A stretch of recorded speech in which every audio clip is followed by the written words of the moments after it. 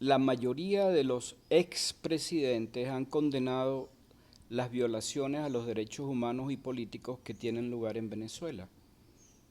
¿Cómo explicar esta contradicción? Dice Fernando Mírez ahora. La respuesta es simple.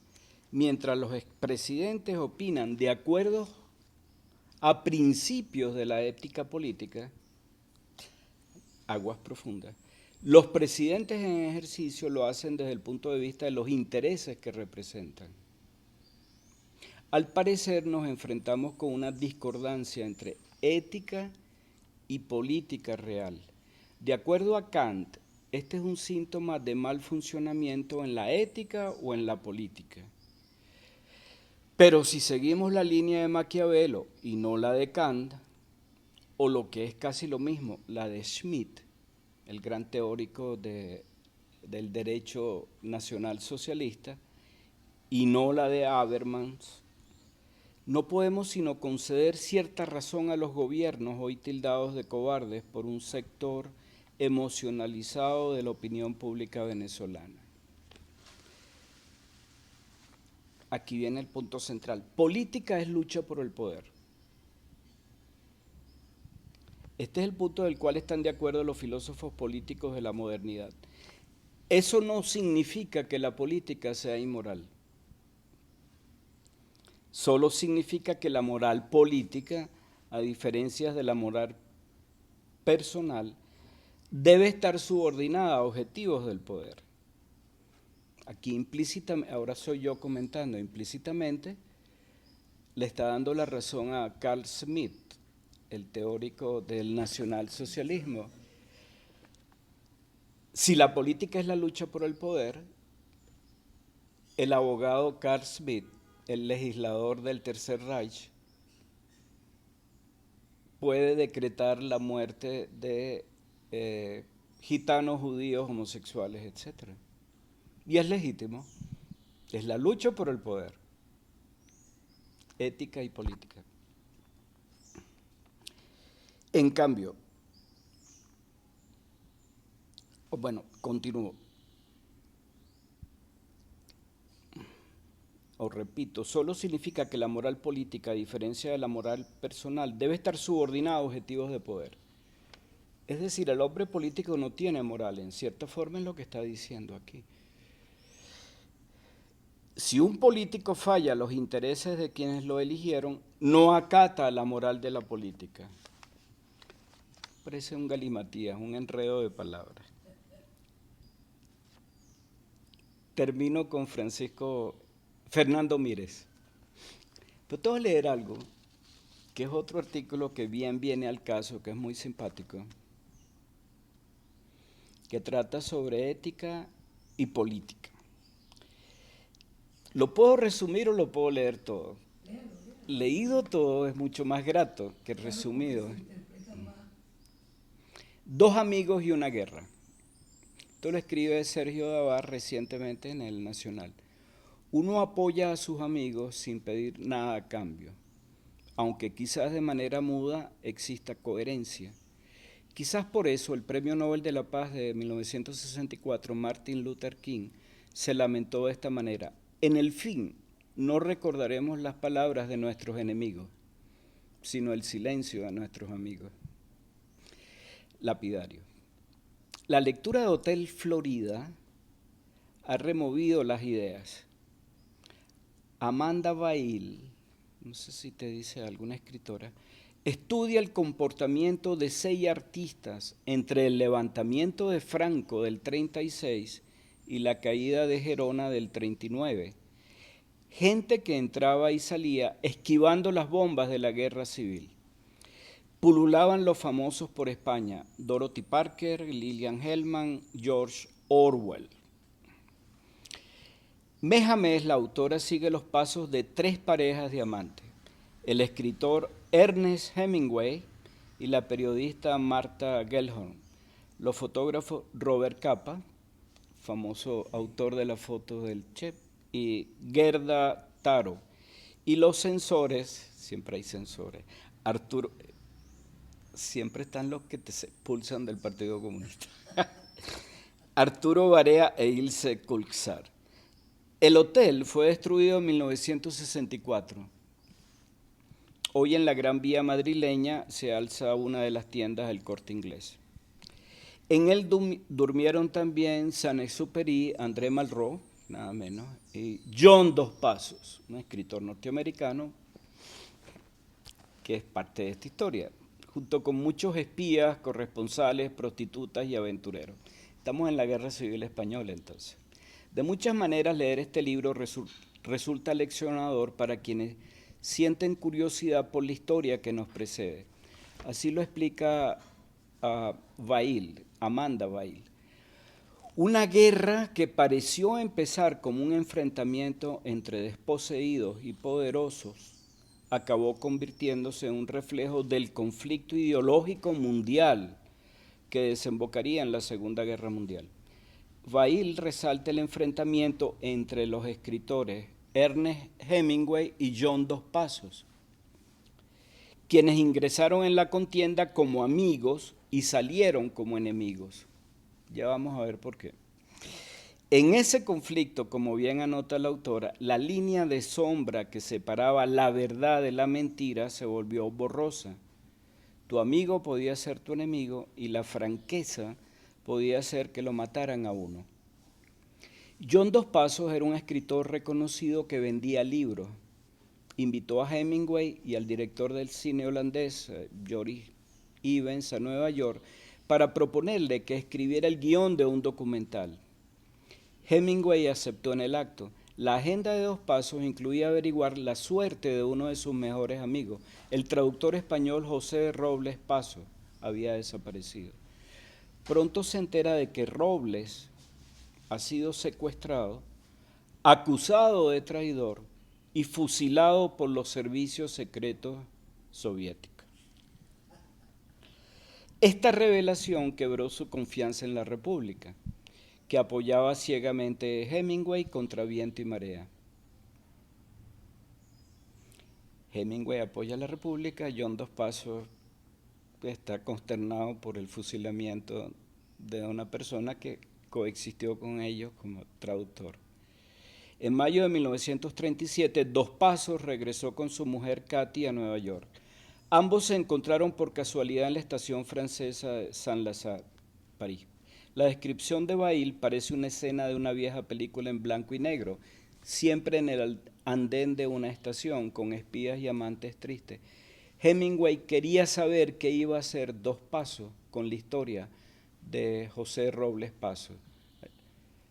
Passos y Passos se escribe diferente. El Paso español es con Z y el otro es con doble S. Voy a contar la verdad como la he visto. Primero, tengo que ordenar mis pensamientos, pero la pregunta que me estoy haciendo en este momento es, ¿de qué vale luchar por las libertades civiles si al fin acabas destruyendo esas mismas libertades civiles? Reflexiona Dos Passos con serenidad y amargura. Responde Hemingway, gritando, a la mierda con las libertades civiles. ¿Estás con nosotros o estás contra nosotros? Ética y política. Implícitamente el fusilamiento por los soviéticos del traductor era legítimo. Dos Passos se quedó mudo. Su amigo levantó el puño con la intención de golpearlo mientras le reclamaba que regresara a Estados Unidos, donde los críticos lo destrozarían. Katy, que había sido novia de Hemingway, lo despreció. Dos Passos entendió que Hemingway había perdido la cordura y estaba dispuesto a tolerar la barbarie por conseguir que triunfara la República. Incluso destruir a un amigo, como lo hizo con Dos Passos 2 años después en sus memorias, París era una fiesta.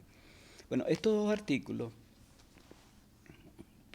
pueden o no ser relevantes, pero en todo caso están confrontando ética y política, que es el comienzo de nuestra guerra civil de los 60, que en definitiva es una guerra civil, es una insurgencia contra el establishment. El doctor Carl Schmitt, el teórico del nacionalsocialismo, sostiene que es legítimo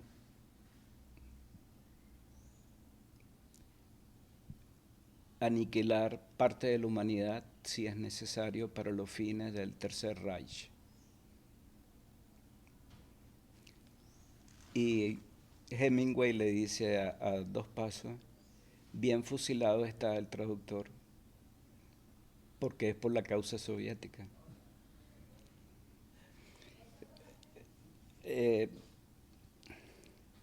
Bueno, esto es manera de introducción para ubicar el contexto de por qué Douglas Bravo insurge, contra qué insurge y qué es legítimo en la insurgencia.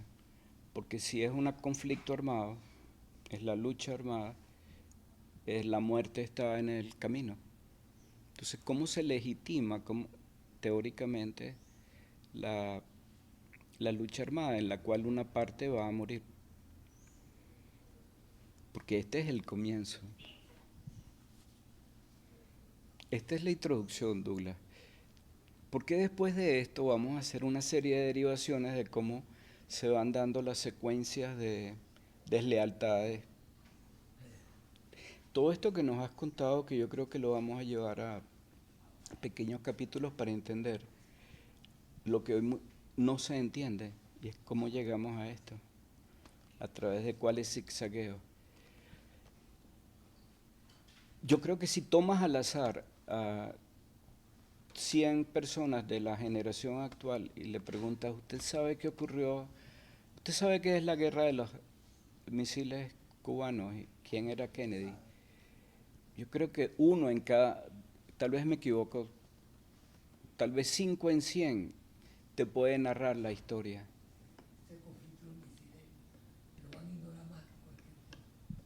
Sin saber que en ellos se estaba jugando en buena medida el destino de Venezuela y el planetario. Sin saber que tal vez hasta Hugo Rafael entró en los accidentes de la historia gracias a la guerra de los misiles. Por ejemplo, cuando en esta entrevista de La Razón yo afirmo que Ali Rodríguez sostenía que era legítimo apropiarse de la renta petrolera, por si acaso la revolución fracasaba, yo creo que aquí estamos de nuevo ante el conflicto ética y política.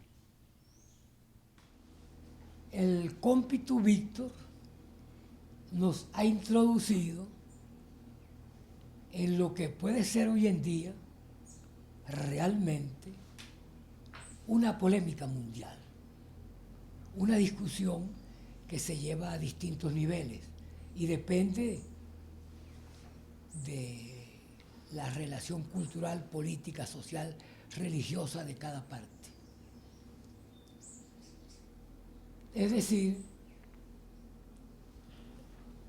nos pone a discutir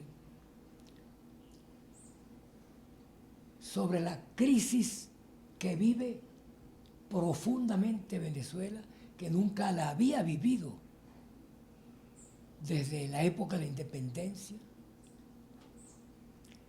pero nos pone también a pensar, a reflexionar cómo salir de ella y al mismo tiempo si dentro de esos caminos no estarán situaciones irreversibles que se cometan como errores y que haya que verlas en el pasado.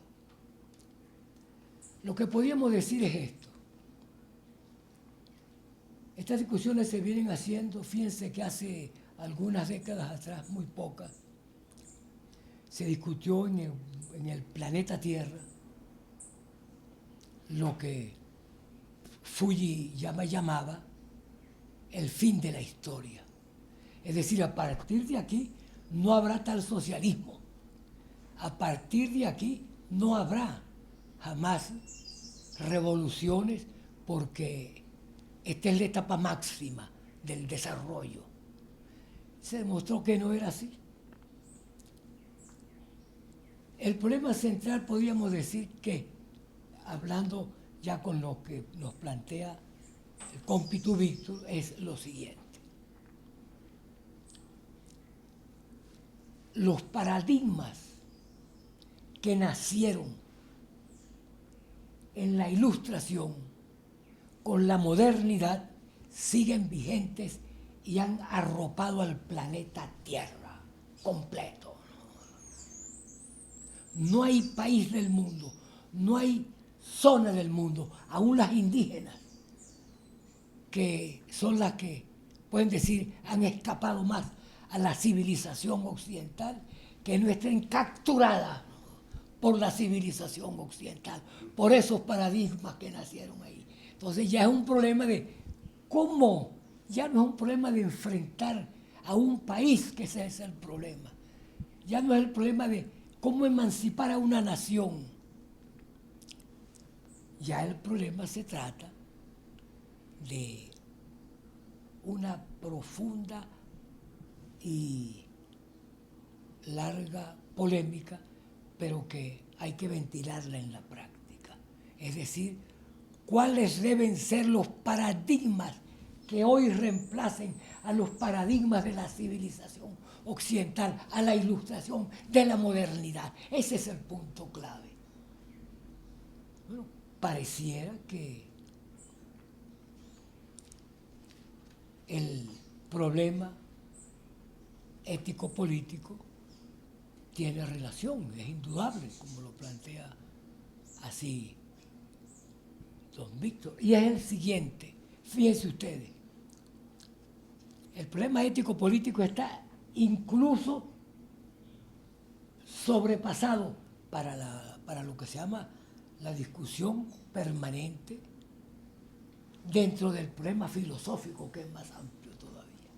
De manera que no es solamente el problema ético-político, sino qué problema, cuál filosofía echa las bases que reemplacen a la ilustración y a la modernidad. No hay duda de que la ilustración, la modernidad, están viviendo totalmente. Es más, generaron un entusiasmo en la humanidad, porque era la ruptura con, creo, 14 siglos de dominación eclesiástica, de dominación feudal, de un conjunto de factores que aplastaban a la humanidad. Nació la libertad, la igualdad, la fraternidad, pero algo más. Nacieron otros paradigmas, el concepto de desarrollo, que no solamente ha generado emoción y entusiasmo cuando empezó la máquina de vapor a tomar fuerza. Hoy en día, vamos a decirlo con franqueza, andamos buscando una máquina de vapor, pero no de aquel vapor del carbón, sino de una nueva energía alternativa. Ese es el problema de fondo. ¿Cómo romper entonces con la energía del carbón, con esa máquina de vapor? ¿Cómo romper con el petróleo? ¿Cómo romper con el gas? Ahí está la clave de esta humanidad ahorita total. ¿Cuáles son entonces esos nuevos paradigmas? Algunas cosas se han asomado y aquí en esta, vamos a decir, residencia de la polémica y de la discusión amplia y, digamos, buscando paradigmas, pero con gran amplitud y diversidad, se han tocado algunas cosas. Una de esas que se ha tocado y que está también desarrollándose en todas partes es que todo lo que se creó con esos paradigmas está fracasando en el planeta, está creando la conmoción de destruir al planeta y a la propia civilización humana. Es decir, el recalentamiento global no es una mentira. El recalentamiento global, también planteado por un conjunto de pensadores, de filósofos, de científicos, nos dicen que estamos acercándonos a un nivel de un impacto que se producirá en la naturaleza y afectará a la civilización humana. Y que hay que buscar, en primer lugar, una energía que reemplace a esas tres. Ahí está el problema. Y en ese sentido, los amigos que han llegado aquí han dado aportes. El propio Víctor pues, nos ha ayudado en ese terreno. Es decir, que desde que vino la Revolución Francesa, desde que vino el estallido de la Comuna de París, que ahí comienza el sacudimiento planetario, esa fue una revuelta planetaria que se inició allí. Y ahora viene otra revuelta planetaria para derrotar a los paradigmas justamente que dieron origen a esta civilización occidental. ¿Cuáles serían? ¿De dónde partirían? Entonces, nos encontramos con que de aquel entonces hasta nuestros días, no se puede negar, Europa empezó a ver rodar por las calles y por todas las zonas de la época de invierno llenas de hielo las cabezas de los reyes, después que estalla la insurrección de la Comuna de París, de la toma de la Bastilla. Entonces, caen reyes, y empieza los poetas, los músicos, comenzó una nueva era que emocionó, no había duda, científica. Empieza el desarrollo industrial, empieza el crecimiento económico, se caen los imperios. Pero eso da también ánimo a las revoluciones de América Latina y el Caribe.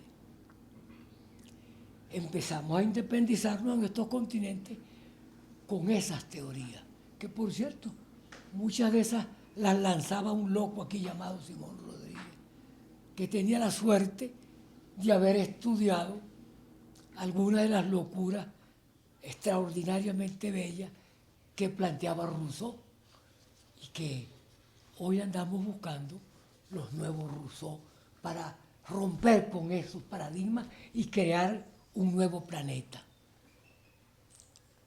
De tal manera entonces que lo que pueda hacer el fenómeno ético-político está vinculado al problema filosófico. Se requiere una nueva concepción filosófica, así como comenzó con los ilustrados, con la ilustración. Ya hay pasos que se han dado en ese sentido. Hay pasos trascendentales.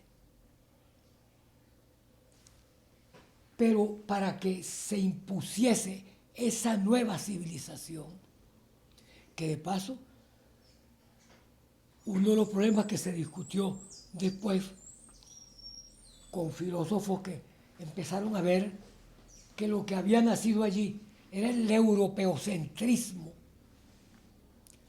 que llevó a muchos pensadores a decir que también tenían derecho a fundar un pensamiento. El propio Simón Rodríguez fue capaz de decir, inventamos, es decir, antes de eso ya había dicho que América Latina tenía que buscar su propia filosofía, porque la de Europa y la de Estados Unidos nos perjudicaba. Allí inventamos, erramos, fue vital, pues decir, vamos a inventar algo aquí de nosotros. Hoy están haciendo ese nuevo elemento, porque aunque parezca una mentira, somos hoy colonias de la civilización occidental, aunque ella esté en Estados Unidos y no nació en Estados Unidos, aunque ella esté en Rusia y no nació en Rusia, aunque ella esté en China y no nació en China, somos esclavos de la civilización occidental.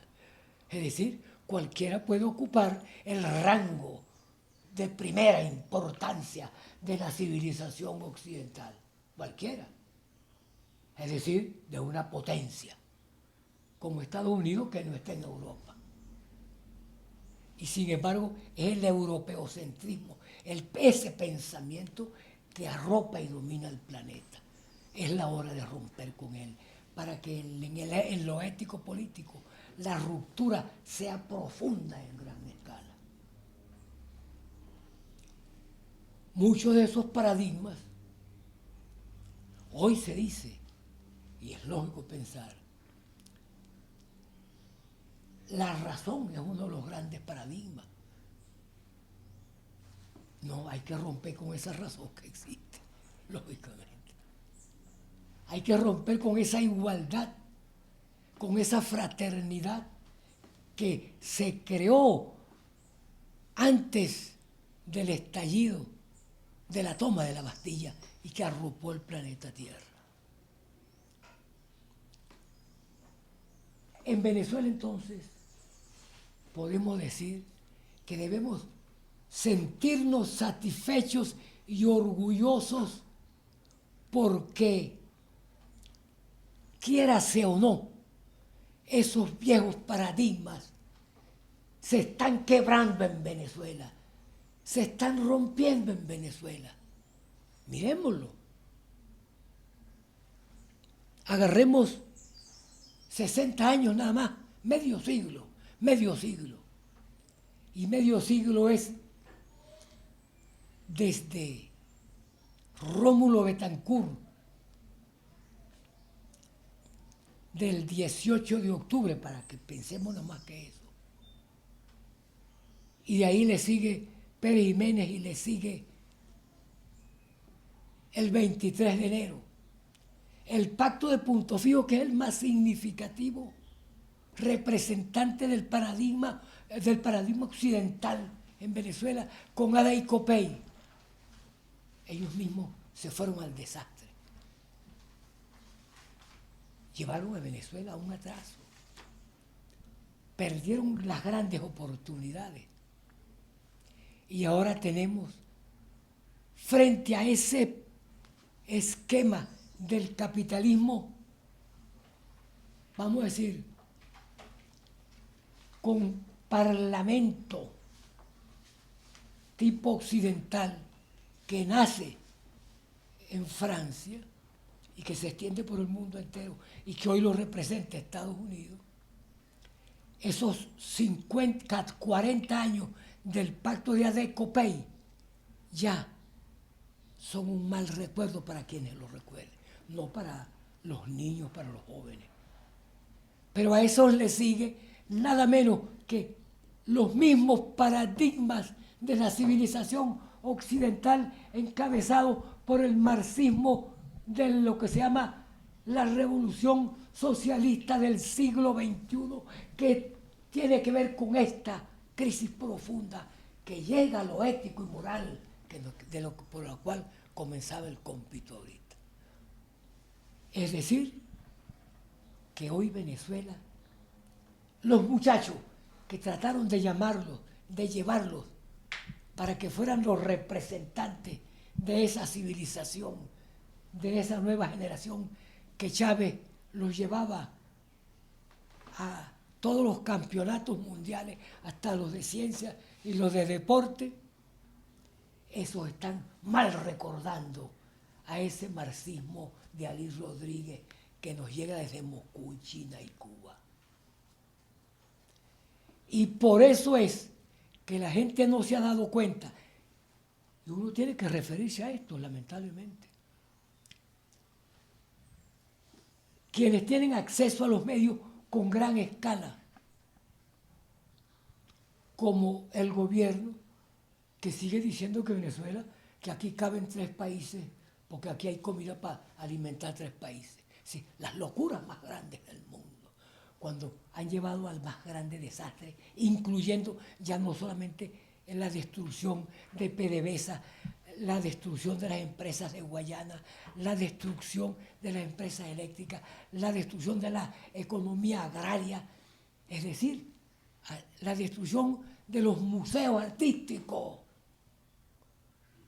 y, por supuesto, la destrucción de la moral de un pueblo que viene aprovechándose de elementos de su pasado indígena y negro. Le han destruido todo eso.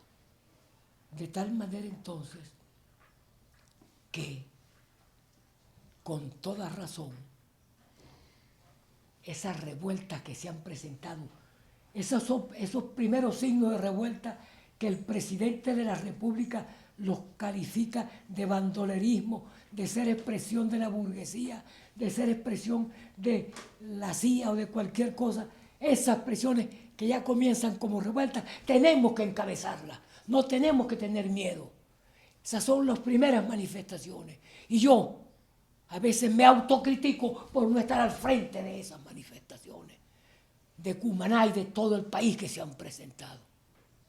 Si ayer fui capaz de irme a la guerrilla con 1000 muchachos por toda Venezuela, ahora tengo que hacer lo mismo.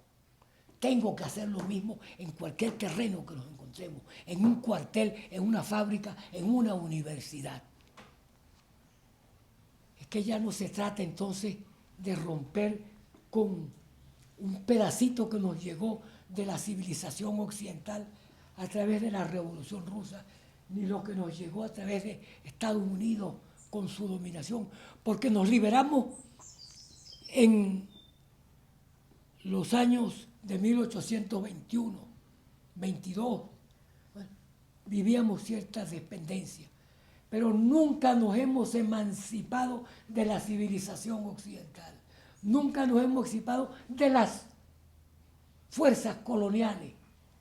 Después que nos dominó España, teníamos un pedazo dominado por Inglaterra, Francia y Holanda, y todavía lo seguimos teniendo.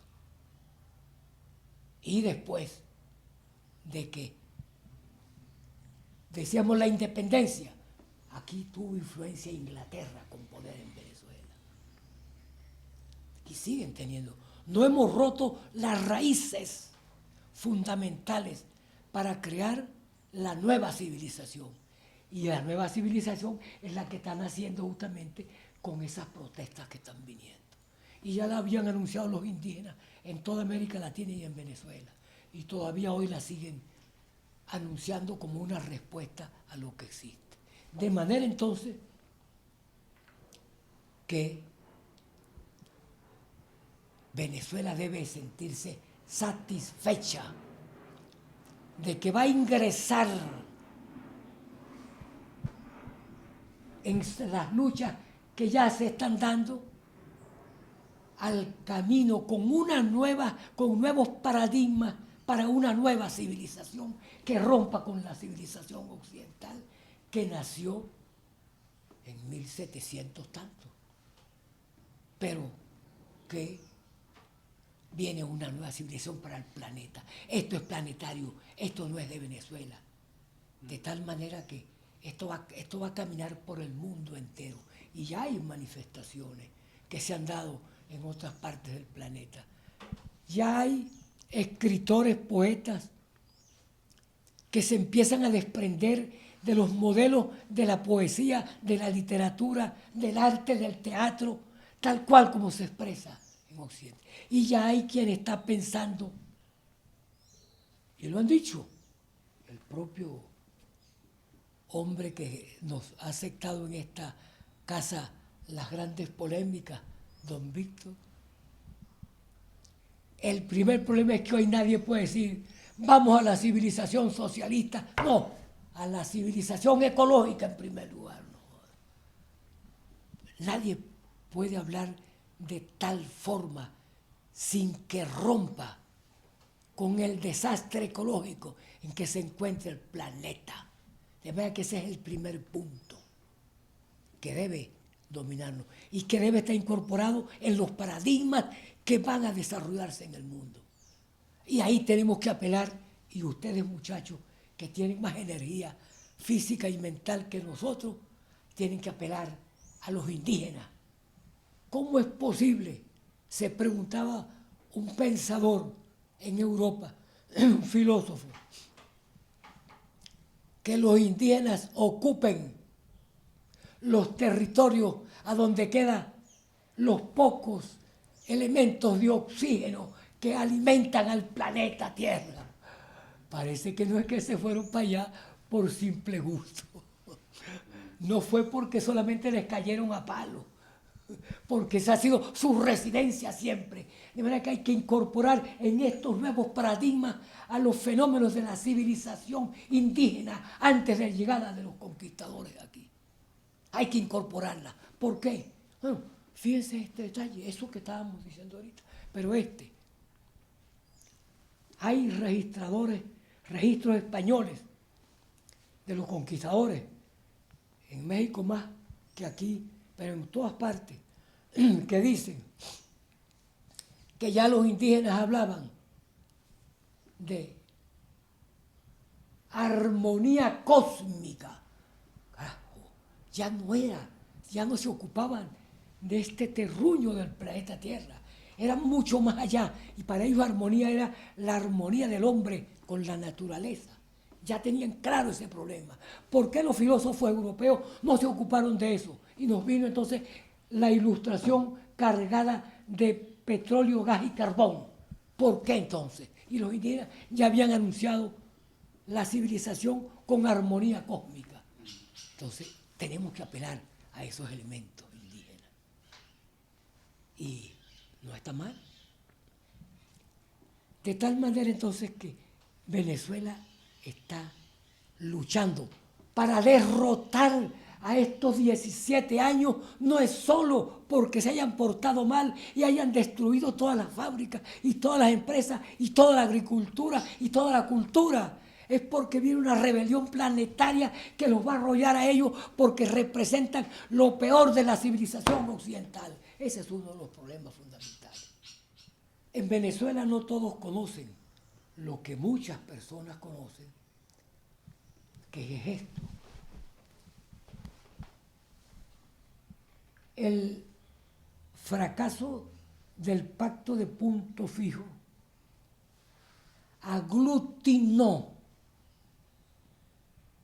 a hombres del propio pacto de punto fijo a respaldar a Chávez después del 4 de febrero. Adey y Copey se unieron y todavía muchos están gobernando allí. Se unieron los guerrilleros, muchos guerrilleros que venían del Partido Comunista, del MIR, de Prieto, del MAS. Era una alianza múltiple. Eran adecos, copianos, comunistas, y a nivel mundial era una alianza norteamericana y rusa, china. ¿No? Ese es el problema. Todo tenemos que verlo a través de eso que está detrás. Focalizando, todos estos partidos históricos, socialdemocracia, socialcristianismo, variantes del Partido Comunista, del mismo Partido Comunista, en la lucha por el poder, consideraron que era moralmente permisible, éticamente permisible, unirse a un proyecto que resultó ser una falsificación que, gracias a la alta renta petrolera, terminó causando el mayor daño. Les voy a responder. Como es hambruna, muertes por fallas eléctricas, muertes por carencia de medicinas e instrumentos en clínicas y hospitales. Muertes. Valga decir, con esto termino, numéricamente hay más muertes hoy aquí que en cualquiera de los conflictos del Medio Oriente. Sí, todo es cierto. Interesantísima la pregunta del cómpito por esto. Óiganme esto, muchachos. El problema es que cuando vino la necesidad de pactar con Chávez, que sabía que había militado con nosotros el PRD 10 años y que nosotros repudiábamos la dominación norteamericana y la rusa, que éramos enemigos de esos dos factores y que Chávez había apoyado esa frase, pero que ya estaba apoyando otras, era mejor irse con Chávez que con un 27 de febrero, porque al 4 de febrero y al 27 de noviembre ya venía claro, sobre todo ya estaba claro con el 4 de febrero que vendría una alianza con Estados Unidos. Y eso lo sabe usted porque lo hemos hablado. Fíjense bien, ¿por qué Chávez es apoyado inicialmente, oígame esto, por la televisora de el hombre del Canal 4, Cisneros, que además es dueño de otros instrumentos? ¿Por qué Chávez simultáneamente era apoyado por factores que yo polemizaba con ellos y eran mis amigos, como Manuel Quijada y los teóricos juristas, que usted sabe cuáles son, pues se aglutinaron para ir al Tribunal Supremo a elaborar las nuevas leyes? Y óiganme esto, qué buena esa pregunta, pues, que nos pone en claro qué le importaba a ellos, que no sabían que por culpa de eso venía una hambruna. No, lo que le importaba era que no le hicieran un 27 de febrero, que sabían que venía una revuelta más grande todavía.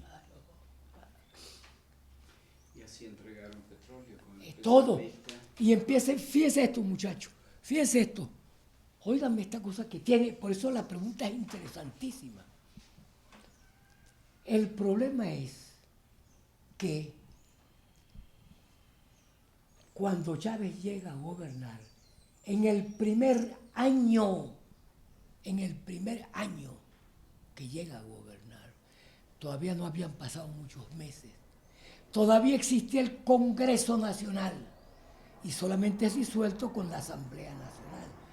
Y el Congreso Nacional aprueba esto. Oigan, muchachos, oiganme esto. Y el cómpito lo sabe. La fórmula 8 electoral para convocar a la Asamblea Nacional decía más o menos así. Casi textualmente podría repetirla, pero reduciéndola, pero con exactitud no hay problema. Fórmula 8, eran preguntas que le hacía la gente.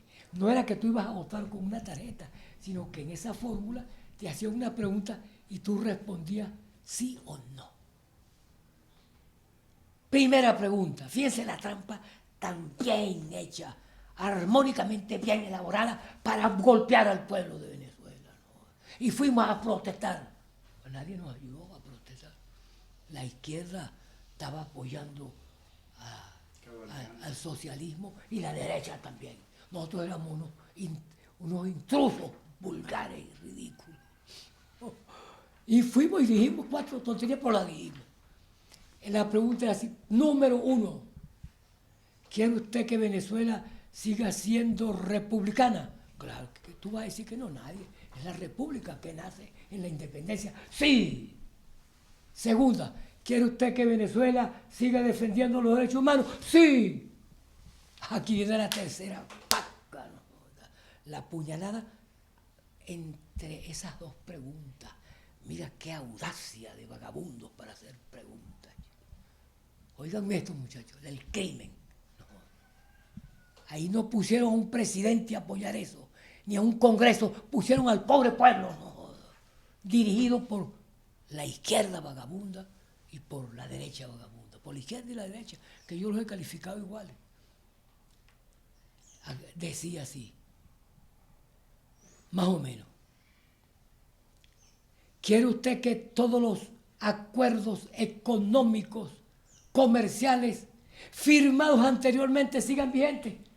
Coño, todo lo que se firmó anteriormente, Gómez, todo el mundo, queda vigente. Y la gente decía así, ¿qué más iba a decir después que veía tanta belleza al comienzo? ¡Qué grosería! ¿No? Ve, don Víctor. Un trucaje. Un trucaje bello. Pero además, lo que conversábamos esta mañana, una cosa tonta. Chávez empieza a atacar al imperialismo, pero atacarlo con una fuerza, miren, que estremecía. Y de nuestro movimiento PRB se nos fue una gran parte a defender el socialismo del siglo XXI, a defender la revolución bolivariana. Y tuvimos que quedar casi arrinconados diciendo que esa revolución era un capitalismo disfrazado, incluso que iba a ser el desastre para Venezuela. Lo anunciamos, no joda, lo que venía. Nos atrevimos a decir el desastre que venía, la traición que venía, el engaño. Nos atrevimos a ser locos para decir eso, no joda. Y eso vino. Pero fíjense ustedes esto, para que ustedes vean, la audacia era tal que en Estados Unidos, eso lo hablábamos esta mañana, una universidad invita al embajador norteamericano que estaba en Venezuela a una conferencia, amigo de Chávez, el embajador, los que ayudaron a Chávez a llegar al poder, pues, los que elaboraron con Manuel Quijada todo el aparato del Tribunal Supremo y todas las leyes. Y óiganme lo que, para que ustedes vean lo que es la cosa, va este hombre a dar su conferencia.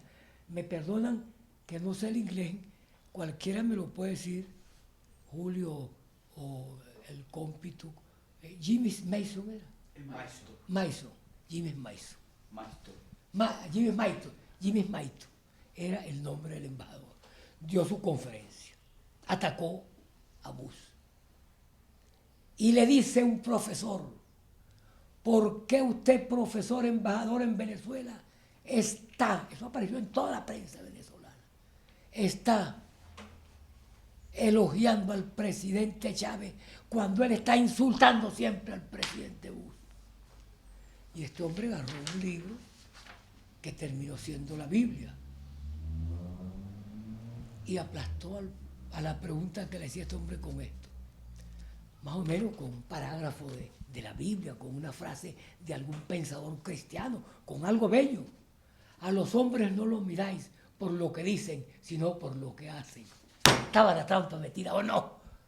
Es lo que está entregando, nos está entregando el petróleo, nos está entregando el país, nos está entregando todo. Podemos insultarlo al presidente Bush, ¿no? Sí. Sí. Carajo, chico, qué tremenda finura, chico. Y mientras tanto, la figura de empresas mixtas es el concubinato Coño, del más capital global. Eso que dice el cómpito, firman las empresas mixtas. ¿Y sabe quién trajo aquí el protocolo? Yo no sé cómo se llama, el proyecto de las empresas mixtas. Alí Rodríguez, que era presidente de Petróleo de Venezuela, y después pasó a ser, ya era ministro, y había quedado de presidente Rafael Ramírez, que también viene del PRB de la guerrilla, para que ustedes sepan. ¿Tenemos alguna culpita por ahí? Bueno, entonces oigan esto, muchachos. Entonces, es quien trae el texto de la Chevron Texaco, que es la primera que elabora la cuestión de empresas mixtas para el mundo entero. Y las empresas mixtas, si ustedes quieren difundir ese tamaño crimen, y por qué hoy los que acaban de firmar, ustedes vieron el documento que apareció ahorita en las redes y en Aporrea, de un grupo de gente donde están atacando a la firma del contrato sobre el arco del Orinoco, y por fin dicen que están contra las empresas mixtas. La empresa mixta fue firmada en el 2006, 30 de marzo de 2006, y ya estaba ya casi aprobada desde el 2015 aquí, pues, desde el 2005. Y quien les puede explicar a ustedes, este señor, la entrega que se hace con las empresas mixtas, nadie lo había hecho. Ni Betancourt, ni Leoni, ni Caldera habían firmado una cosa de esa naturaleza. Pero tampoco la habían firmado ningún país de la OPEP. Y Chávez llega a firmar. Claro que Chávez sabía lo que estaba firmando. Y Ali sabía, y Momer sabía. Y Rafael Ramírez sabía. Porque ellos habíamos discutido eso cuando yo estaba en la guerrilla. Todas esas cosas, lo dañino que significaban ese tipo de cosas. una sola cosa simple, que aquí el cómpito lo ha repetido 1000 veces, que diga, por ejemplo, que al firmarse el contrato, el 40%, supongamos de 3.000 kilómetros cuadrados, o 4.000 o 5.000, no importa, de lo que se firme, 4.000 kilómetros cuadrados, 5.000 kilómetros, el 40% le pertenece en propiedad a la empresa que firma. Nadie había vendido territorio ni terrestre, ni aéreo, ni marino a ningún país extranjero. No ven a hacer estos vagabundos. Ni recursos ni renta. Exacto, ¿cómo le parece? Debajo de esto había petróleo. Claro, había petróleo, ¿entiendes, no? Y después de eso, lo puede que siga así. Ese 40% les pertenece por 40 años para una prórroga de 30. Coño, bueno, ¿están entendiendo, carajito? El desastre. Y tuvimos que salir a criticar nosotros eso. Pregúntele a don Víctor. Y fuimos al Tribunal Supremo a impugnarlo. Y fuimos a hacer conferencias por todo el país. Pero nos llamaban como loquitos. ¿Qué bola tienen esa gente criticando una vaina tan buena? ¿No? Si por fin vamos a tener plata.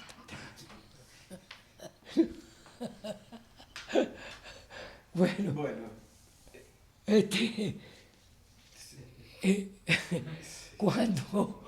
Cuando nos referimos a estas cosas, a ética y política, mire, ¿sabe por qué es bueno que él haya introducido ese elemento de ética y política?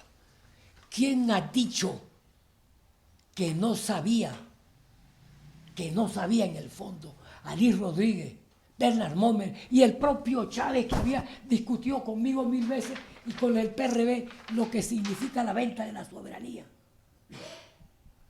Estaban conscientes de que estaban rompiendo un compromiso que habían hecho con el PRD en la guerrilla y que estaban autorizando y firmando y entregando un compromiso a largo plazo que nadie había hecho y que hoy en la OPE con 13 miembros nadie ha firmado.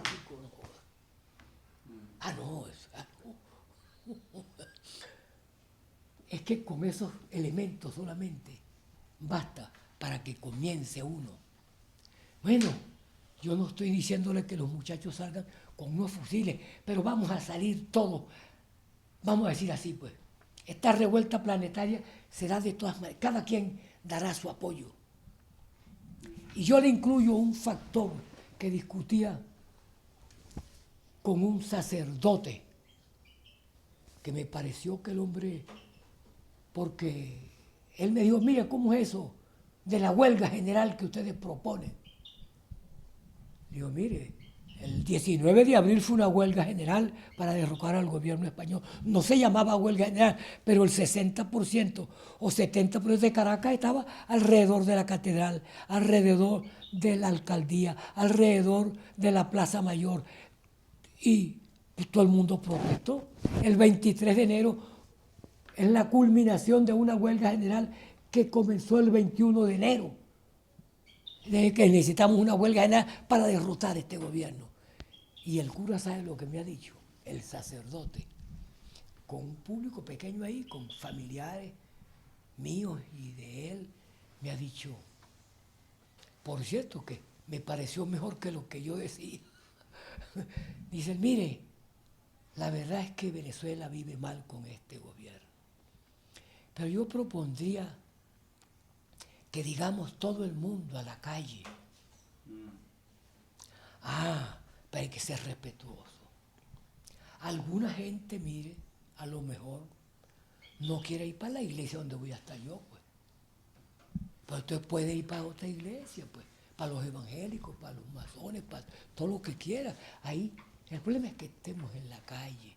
Es más, si van a la iglesia nuestra y no son cristianos católicos, no importa, se pueden sentar aparte y nosotros los recibimos.